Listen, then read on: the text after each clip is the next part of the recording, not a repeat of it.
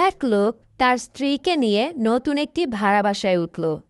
সকালবেলা যখন তারা স্বামী স্ত্রী দুজনেই নাস্তা করতে বসল, তখন লোকটির স্ত্রী ঘরের জানালা দিয়ে প্রতিবেশী এক মহিলার কাপড় রোদে শুকাতে দেখে বলতে লাগলো, হায় হায় সর্বনাশ, এই প্রতিবেশী মহিলা কি নোংরা! সে তো ভালো মতো কাপড় পরিষ্কার করতে পারে না। দেখো, কাপড়ের মধ্যে কত ময়লা লেগে আছে। এভাবে যখনই প্রতিবেশী মহিলা কাপড় শুকাতে দিত, তখনই ওই লোকটির স্ত্রী তাচ্ছিল্য করত, বলতো, কি অপরিষ্কার মহিলা, কাপড় ধুতে জানে না।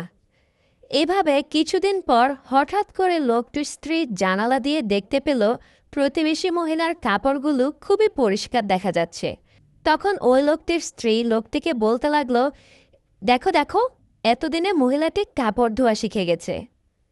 এটা শুনে লোকটি বলতে লাগলো, আরে না গো, প্রতিবেশী মহিলা কাপড় ধোয়া শিখে নাই, বরং তুমি যে জানালা দিয়ে প্রতিবেশী মহিলার কাপড় দেওয়া দেখো, আজকে সকালে আমি সেই জানালার কাচ পরিষ্কার করেছি।